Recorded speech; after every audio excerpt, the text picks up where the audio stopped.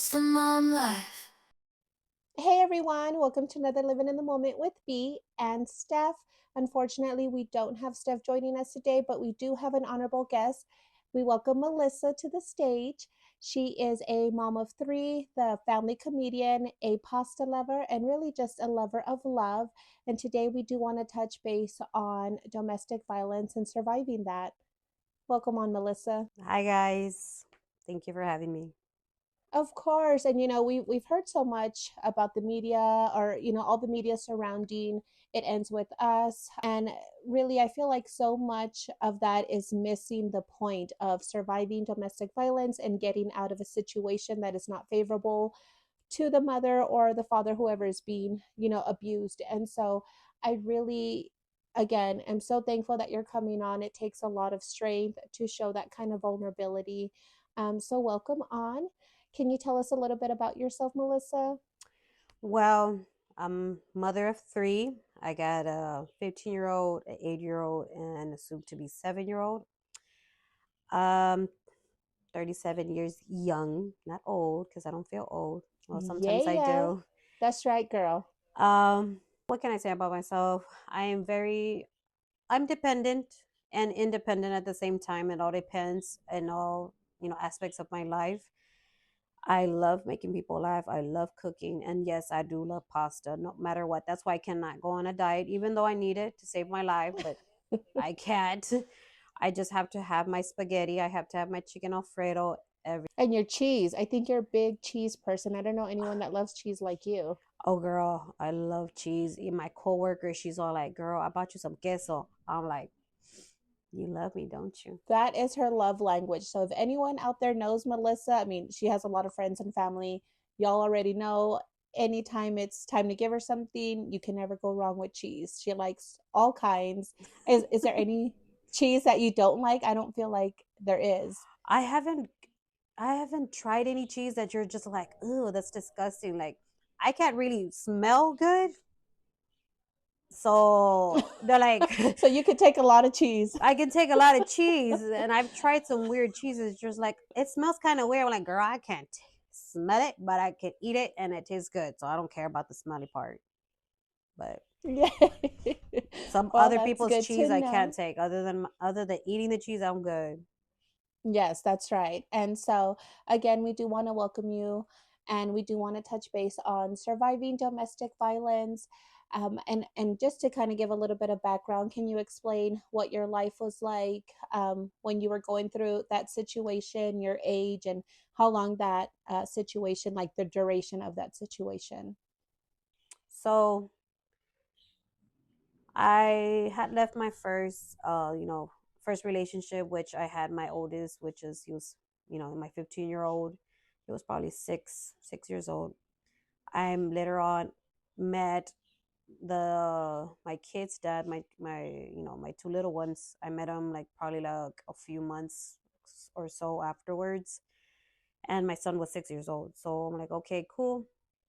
We met, we talked, it was something new to me because it was crazy because he became like my friend, my best friend, everything to me, and I've never had that experience. I've never had that kind of relationship.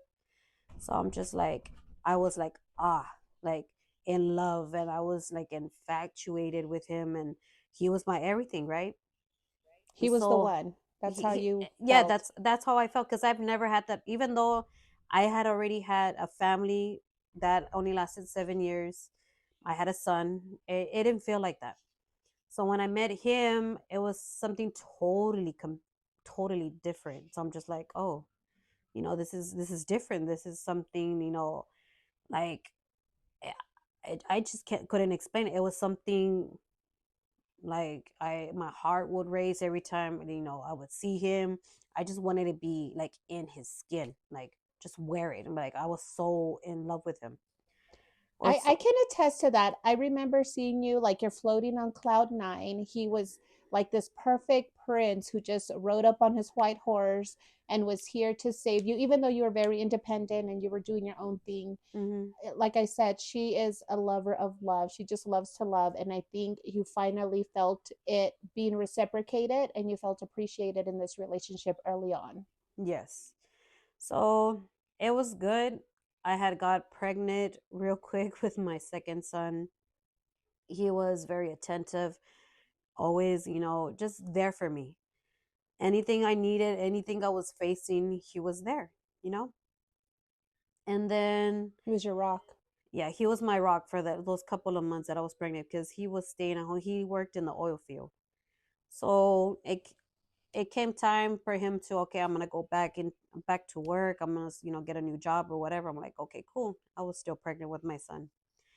That was fine.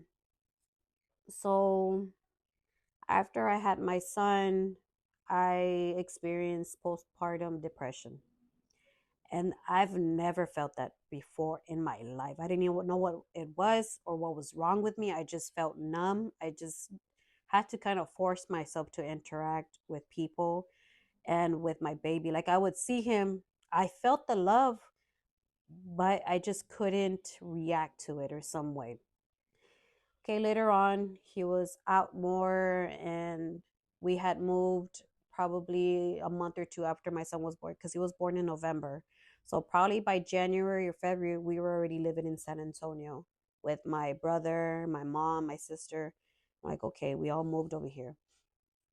So slowly but surely, he started acting different. But me wanting to live in my own little perfect world, I would block it out because I think that's how. Go. What little things was he doing though early on? I mean, Uh, he wouldn't answer his phone. He would say he would go to the store and then he wouldn't answer his phones at all. Like it would go straight to voicemail. He wouldn't come until the next morning until he was at work. Not in the morning calling me good morning. I just woke up. I'm gonna get ready for work. I'm like little things because I'm more of a routine. Like I start noticing things off the bat. Like okay, you're doing something different than you usually do. Like what's going on? But me not wanting to fight, not because I'm not a person to like to start anything. So I'm just like, okay. I'm like, okay, all right, okay. I believe this excuse because why would he lie to me? Right in my head, why he loves me. So later on, I guess he was using drugs as well. So oh no. I didn't ever know he was into all that kind of stuff. I've never had this experience. It was new to me. Everything I experienced with him was new to me. So I'm just like, all right. And then we finally got our own place. He would come and visit. And slowly, surely, I started noticing that he was always out. Um, there would be like parties and all this other stuff with all his, friends from work. So when he would come home, his phone would always be like hidden. And sometimes I would find it and I would find like girls popping up on his thing. I'm like, what the hell's going on? But then he would kind of like just make me feel like I was crazy. No, you're tripping. Like, don't worry about it. It's not, nothing's going on. I'm just like, okay, all right, I believe you. And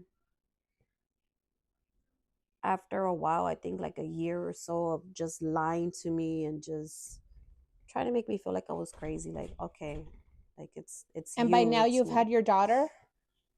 No, I had only Isaac.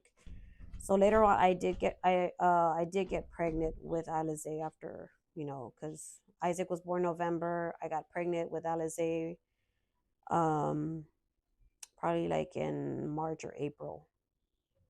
So the whole time I was pregnant with her, he was doing us all this other stuff. Sometimes he would just give me the silent treatment where like if I didn't do something or say or I didn't start an argument with him, he would just like give me the silent treatment and he wouldn't talk to me for like a day or two and I would have to keep apologizing. Apologize, I'm sorry, like I didn't mean to get you mad, like making it seem like it was my fault, but in reality he was the one causing the argument. Like he would just kind of like gaslight me. making it seem like no, it's Right. you, it's you, it's That's you. definitely right. Manipulating the situation and making you feel guilty because he was the one hiding things or doing deceptive things behind your back. That sounds awful. And I would always tell him, when are you gonna come home? Like, you can work, be a truck driver, do all this other stuff here. Like, no, I can make more money over there. I'm like, I was always home by myself. Like, he was out for months and he'll come home for like a week or two. But even when he was here, he was like, I would go out. One time, I think I caught him like talking to some chick on the phone, and he hangs up the phone real quick. He's all like, no, it's no one, you're tripping, you're tripping. Later on, I found out that it was this chick that he had met when he started working in Washington. And I guess in her head, she was like crazy in love with him too. And I would, one time I saw the messages, he's all like, I love you too, I miss you, blah blah blah. I'm like, you're supposed to only love me, right? So I'm just like, I don't know, I was kind of just done. I'm like, how do I go about this? Like, I love this man. Like, he's everything in my eyes. He's everything. How do I keep, going? Like, do I lose my family, or what do I do? Like, I'm not the type of person to start anything. So I'm just like, I don't know. I don't really don't know what to do. And were you fully being supported by him or were you working at this time? What was your situation? I I was a full-time mom. I was a stay-at-home mom, so I wasn't working. I was just taking care of my kids. He was paying all the bills, everything. I had no money coming in. And I can say because I mean, I've never been a victim of domestic violence, but I will say I saw my mom go through it.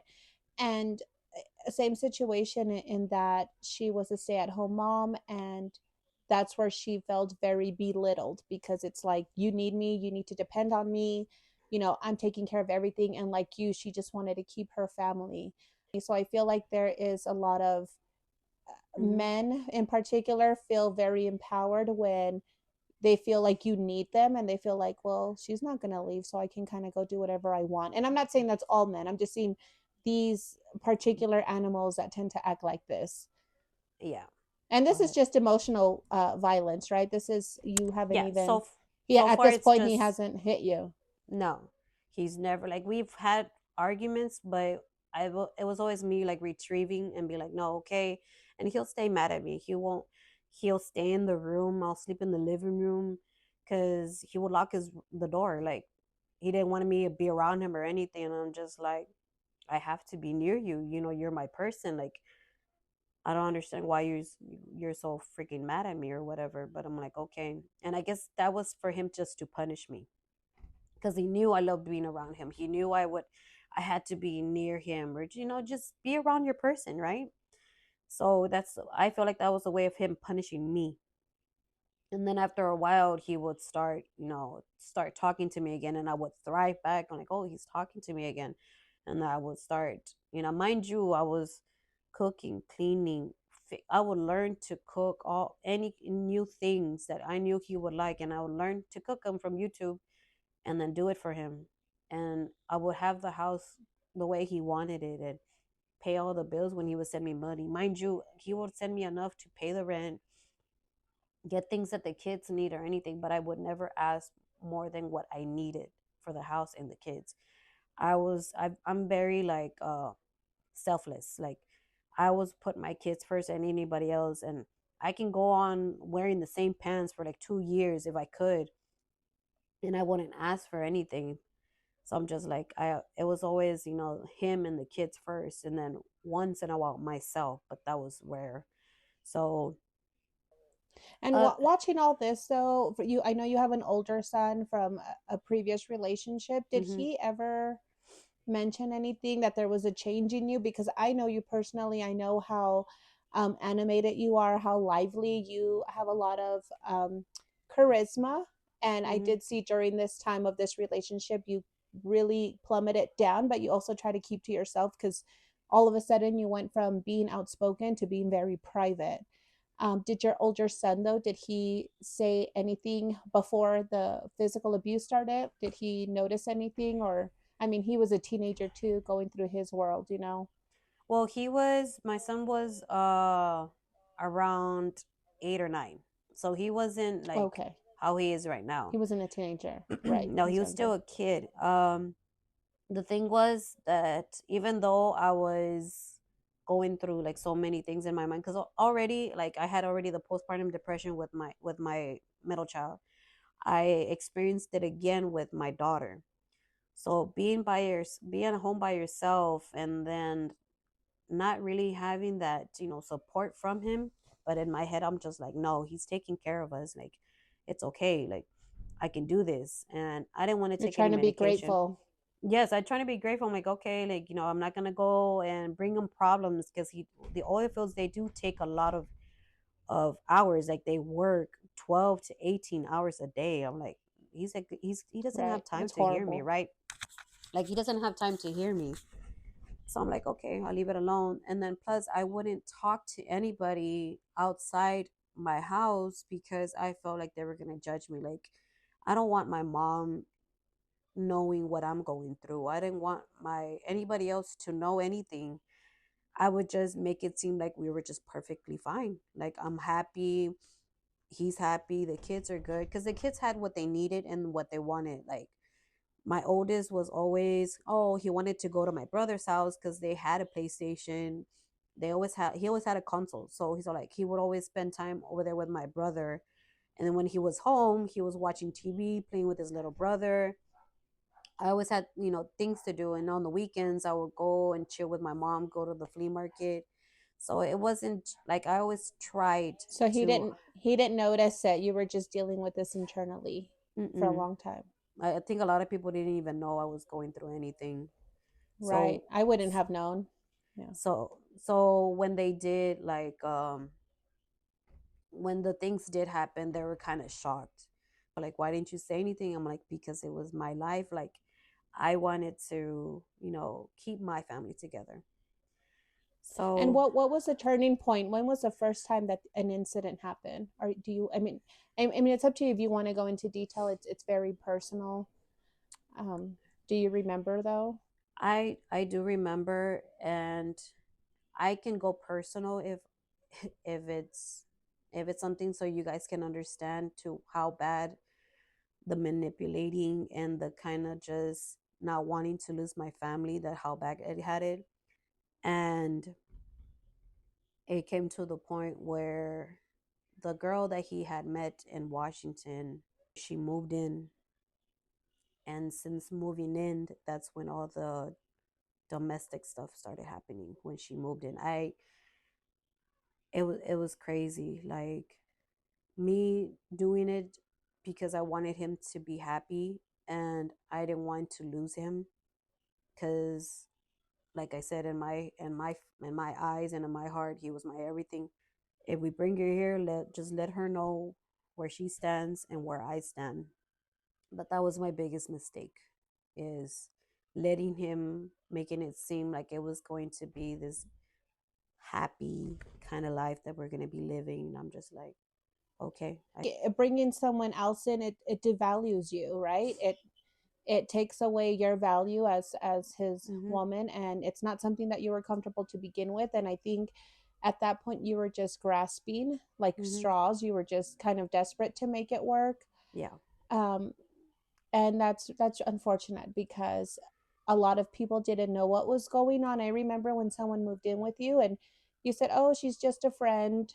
Mm-hmm. um and we're like, what? Like when we met her, Yeah. we're like, she don't seem like a friend. Like, what's going on, Mel? And it was, I Yeah. mean, it was very heartbreaking. We kind of started to see a little bit, but we didn't know how bad things were going to get till they got bad, you Yes. know. So the first time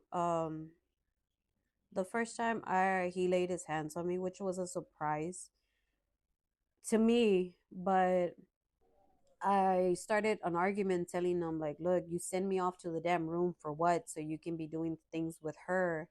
And he kept yelling at me, go back to the room, go back to the room. And I stood my ground. And then that's when the old me came out. And I'm just like, no, like my stubbornness, my like, I'm I'm not gonna let you step all over me. And sure enough, he came up to me and he had pushed me to go to the back, and I had my son with me. And I guess like when he pushed me, I kind of bumped into the wall and kind of like, I guess his foot got caught in the corner of the wall or something. So he kind of went, like he kind of did a little cry. So that put me into fight mode because they're my kids, my kids are my everything. So I put the baby in the crib and I started pushing him. And that's when he started going off on me. He started hitting me and everything. And I ended up losing, of course. I'm 5'2", so imagine he's 5'11". So I'm just like, okay, I was already on the floor. I had a few bumps in my head, something like a little black, something like a bruise right here. And this was around November. So, mind you, November, and we were going to go to his mom's, which is in McAllen, and I had to cover that up. I had to cover up my bruise, and she couldn't see anything else, of course. But even at that, like, it was very hard, like, very hard for me to where I would literally just numb my feelings. Like, I don't know if you ever seen the movie Vampire's Diary, where they're like, oh, just shut it off, like their humanity. Oh, the show? Yeah. Yes, that's literally what I did. I had to do that for me to get by every day.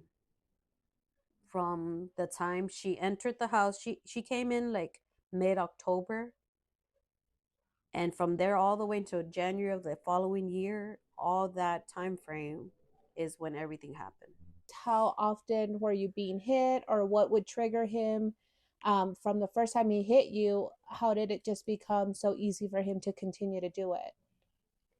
When he was just mad, like he would drink or just like little thing. I think the whole more mental abuse and the feelings were more, they occurred more often than the physical abuse.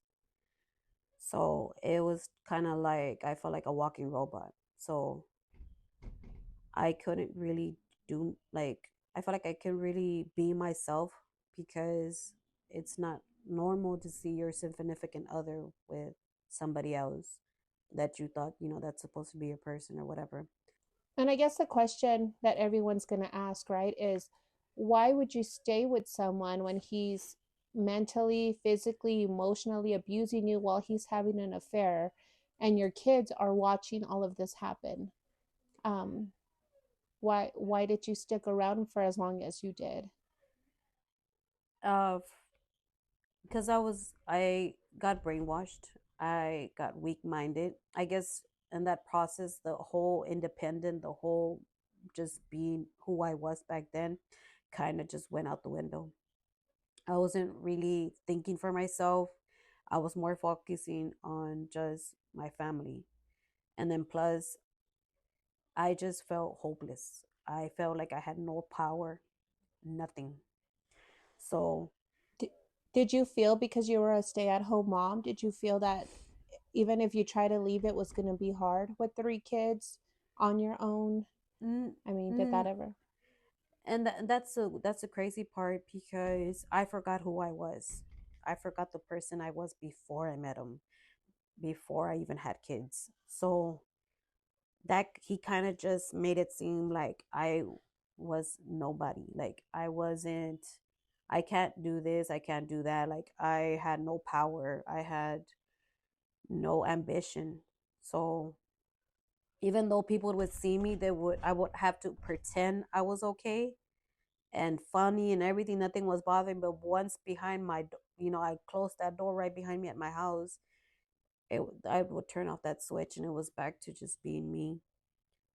And anytime, like because my oldest was 9, so I would have to I would tell him like, hey, when my son's here around us, please just act like there's nothing going on. Like I don't want him to think anything or know anything. So he never knew about it because I would tell him like that's all I ask of you guys, and they did.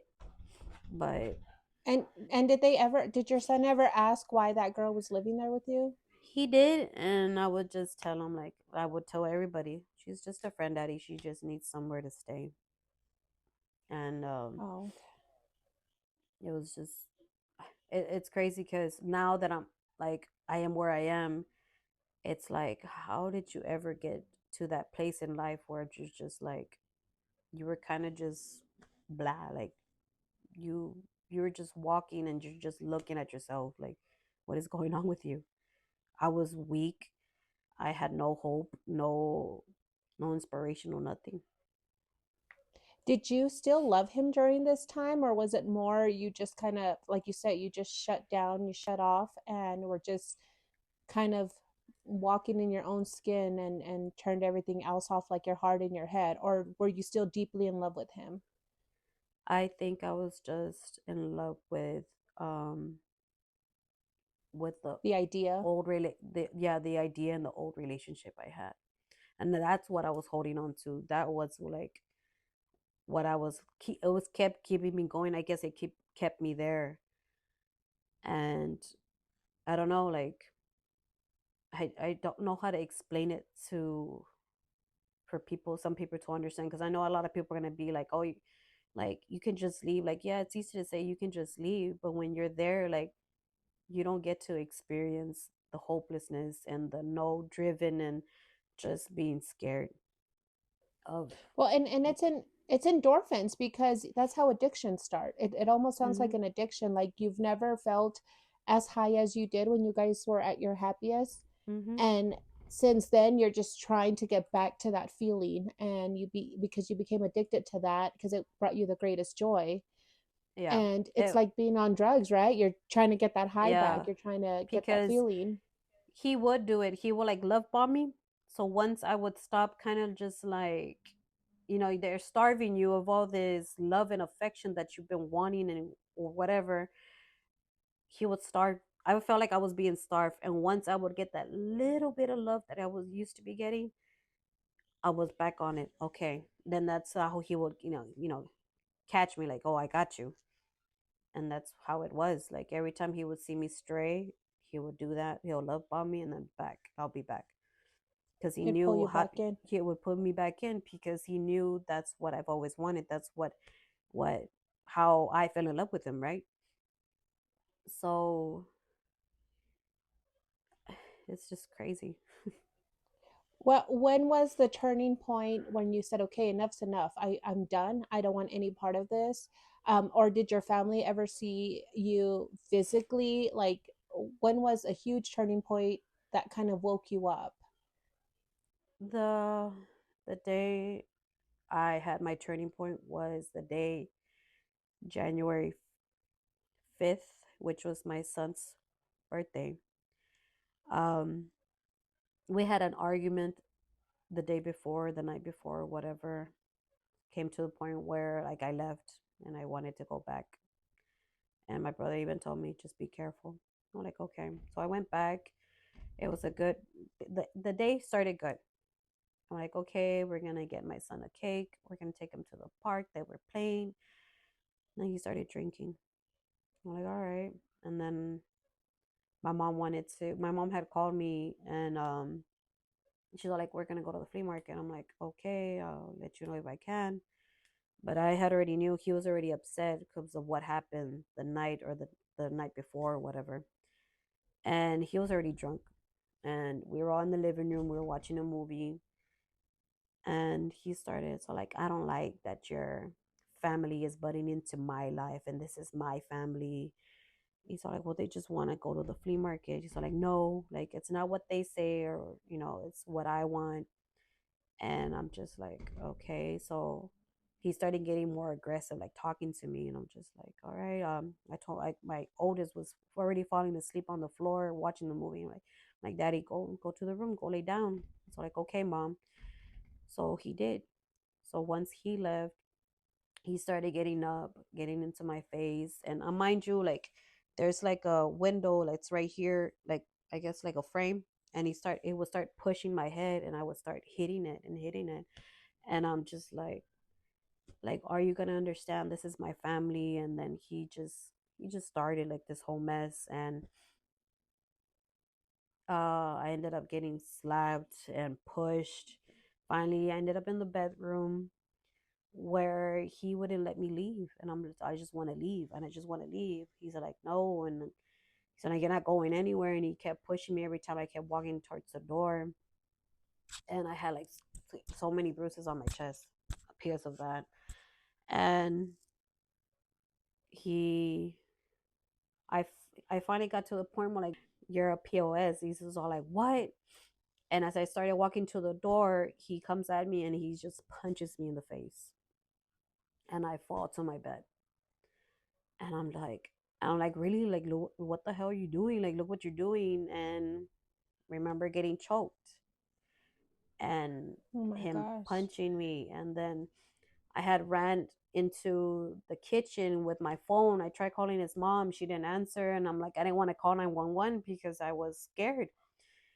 And ran into the kitchen and he took my phone away and he's all like, you're not going anywhere. Like, so he finally left the kitchen and went to the room, and that was my, it's, my time. At babies came outside, so my mom was going on. I'm like, Daddy, just stay in your room. He's all like, don't stop hurting my mom. And I'm like, Daddy, just go back into the room. So I told him to go to the room. He went, and that's when he went to the room, and that's when I got up and ran to the neighbor's house.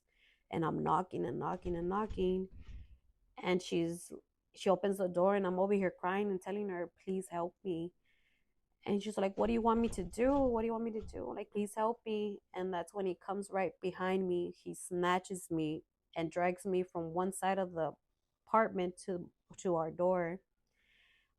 Once he had me inside, I got kicked, I got punched, I got my head thrown to the wall where it got dented in. It was it was just like hell. Like, what I can remember about it. So I had ran back out, and he left. And when he had got up to the He room was and he running left. Yeah, from the cops, he probably. he ran somewhere. I guess my neighbor had called my mom. So when he found out that I guess they called back or whatever, he ran into the room, and I ran outside back to the neighbors, and I banged. So like, I already called your mom. I already called your mom. Like, and then I dialed 911, and I guess that's when he had dragged me. I guess he was trying to take me back the second time or something. I don't remember. It was two times that he took me or something. But I got a chance to call 911, and the neighbors were like, no, something's going on next door, whatever. So he left and he drove off, and I'm trying to call back and see what the hell was going on. Like, see who she called. And mind you, I had black eye. I was crying. I'm just like, my hair was messed up. My body was hurting.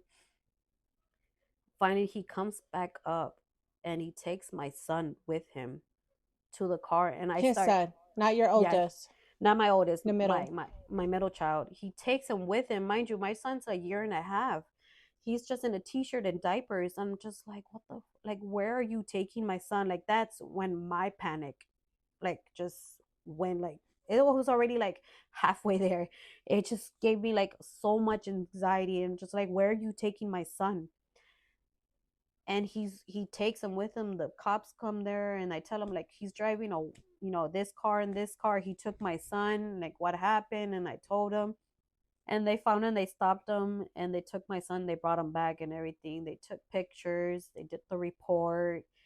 And my mom had shown up, and she's all like, what happened? And I'm like, he took Isaac. And she sees me and she starts crying, and then she found out that she took my son, and she starts panicking and crying. And I'm just like, oh, mom, stop it, you're making it worse than I'm already feeling.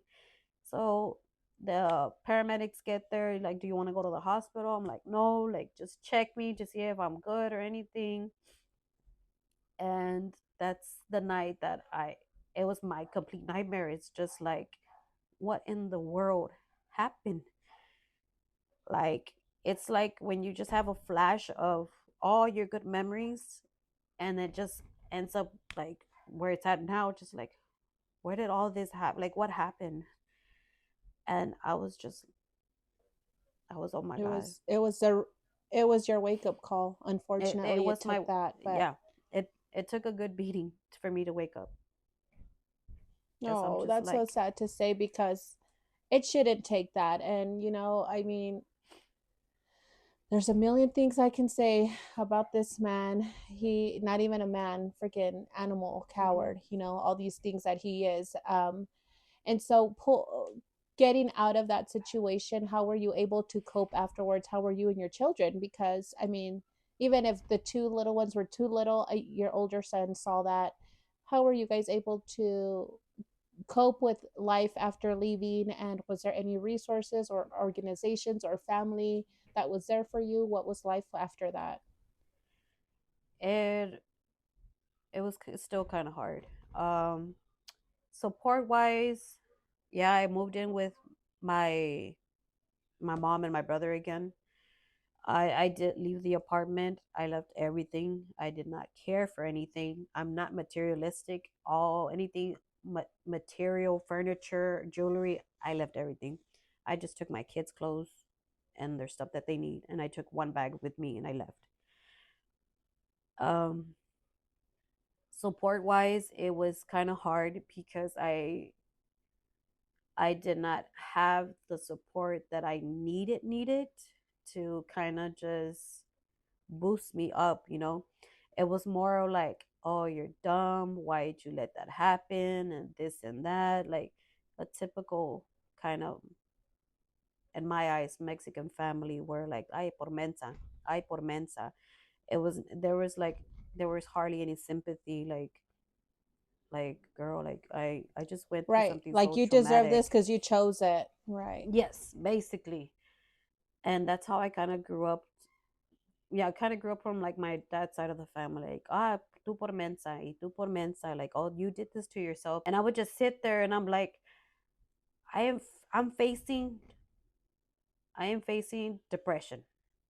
I just went through something so dramatic that it also gave me anxiety and PTSD, which I didn't know about all these things. I didn't know about gaslighting. I didn't know about, Right, narcissism, I narcissist. guess how you Yeah, say it. because I now didn't we're know. talking about it, which is why I again thank you so much for being so open. But we didn't know that as a society. Like we didn't know about Mm-mm. therapy and all of this.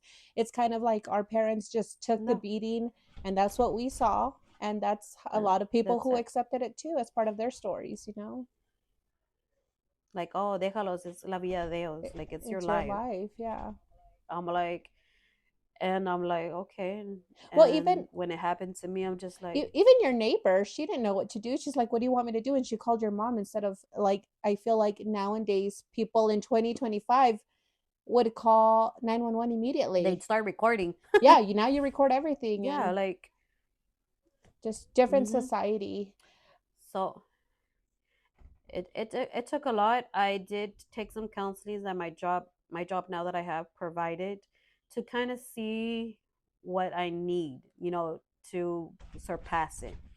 And it did help me kind of be independent a little bit more. But even at that, like a few years pass, it the trauma and all that other stuff kind of just it slowly started, calming down. Yeah, and I think like that response of codependency is also a lot of childhood trauma, and we're not going to get into it. Mm-hmm. But how Yeah, we behave as adults or what we accept as adults has a lot to do with how we were raised and how we childhood. choose to, like, our perspectives. And and really a lot of healing is, unfortunately, it's a huge wake up call going through something traumatic and Mm-hmm. learning to love yourself in a different way that you're not used to or that you don't know. And so that does change the narrative for you in the future. Yeah. What would you say, looking back, is one of the hardest things that still kind of haunts you, and how do you cope with that, or how are you trying to change that for your kids? Um, the only thing right now that I'm trying to change and to show especially my daughter, not to depend on the attention. Like I give her the attention that she needs and everything, but my daughter's like way different than me. She's very independent. I have to be laying next to something to feel like, cuddled or something to feel to go to sleep. or at least have my back towards the wall or something. But my daughter can sleep anywhere by herself, and she's very like, okay, that's what I like about it. But just trying to show her the goods and the bads, like, hey, this is not right. Make sure you know this. Like, she's right now, she's what, 6 years old. So I still have a lot to help her grow with. But seeing everything that I went through, it's helped me like kind of pinpoint, okay, make sure you teach her not to accept this. Make sure you teach her to be more independent emotionally and physically and all this other stuff, not to depend on a person for her happiness, to be happy with herself. And when she does, finally find somebody, to just add more happiness to her happiness, not to be, oh, I'm unhappy, I need somebody to be Right. happy. That was my Be a problem. whole person on your own Yo.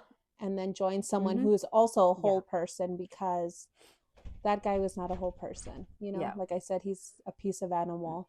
And No. what about your older son though? Has he ever asked you about that since he saw that day, Has he ever asked you about it or He's eh, he had asked me recently, like, what, like, he knew what happened. And we don't really talk much about it, but the times he does, I just give him the answer he just needs to, not needs to hear, but for him to know. And I told him, just don't, yeah, I just told him, like, dad, this is basically what you're happened, and transparent? I just want you to learn. Yeah, I just, like, with my kids, I'm totally transparent. Like, I want them to be able to feel safe enough to tell me anything, rather if it's a small issue or a big issue. Hey, I feel like this, or I feel like that. I try my best to work it, because growing up, I didn't have that kind of support from my parents, where I felt some type of way. Ah, vete para allá. Ay, cállate, vete para allá. No, like, no, nomás andas chiflado, or ay, no seas chiflado, vete para allá. Like, pushing me away. And I want to, take those, whatever they're going through, head on. So when they're my age, they're not taking this long to know who they are, or trying to fix themselves. They can be okay growing up and be strong. So when they're in their 20s, they're just strong-minded kids. Like, that's my, I guess, my job as a mother. Right. And then going through what I'm going through, making sure they know and understand, like, hey, this is not right. This is not what you're going to be doing. And it hurts more because my boys are like, they're like me. They're little cariñosos. They're not mean. They're nothing. My daughter's is the opposite though. So so I'm more worried about my boys with women, because there are some narcissist women out there Oh too. But yeah, it goes both it's ways. it's it's And I do yeah. think it is So important for parents. I mean, I'm a mom, right? I think a lot of the times we try to do mhm, everything for our kids, like mom nowadays, but really our job is to make sure that they are capable and able to do anything and everything without us, right? You do need to make mhm, them independent, and it's hard as a mom because you're also trying to balance being there for them and fulfilling their needs and making them mhm, emotionally strong, mentally strong. What would you say for yeah. anyone that is in a similar situation? What advice would you give them? Don't forget who you were before all this happened. Know that the person's still there. You're strong.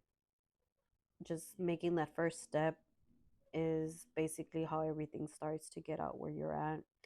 It might seem like it's impossible. You're going to be nothing without them. And this, believe me, you are.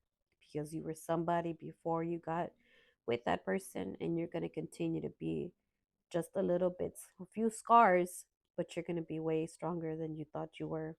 And when you were in that situation, it's going to be okay, and you're going to live past through it. Oh, I love that. Well, thank you so much, Melissa. I really did enjoy having you. I hope we can have you back on, because you also have a lot of good stories and love outside of this experience. You've been out of Mm-hmm. this experience for many years at this point, and you are definitely thriving. I Yeah. see it in you. You are still the same pasta loving comedian that you were when Oh, I knew yes. you as a kid, and now again you've come back on your own into yourself, and I love that. I loved that anytime we're together, all we do is laugh, right? That's who Mel is, and Yes. I just hope and pray every day that you do find peace and continue to just be the best version of yourself. And moving forward, do not take anything from anyone. It is not worth it. Like, Mm. no. Set your boundaries, girls. Make sure they know no is no. Like, you don't accept the minimum. Find that person that's willing to go up and beyond for you, because I'm pretty sure you're going to do the same for them. Right, exactly. That's a key point. Find someone that is giving you what you're giving them. Make sure that it's equal on that end. Reciprocating the same The energy. same love, the same energy, the same everything. And Mm, that goes with all everything. relationships, friendships, um, family ships, whatever situation or Yes. relationship. It you have to love each other and really love each other, meaning you take care of each other. So again, thank you for coming on. I really do appreciate you, and I will catch you soon. Bye, guys. Right. Living in the moment, it's the mom life.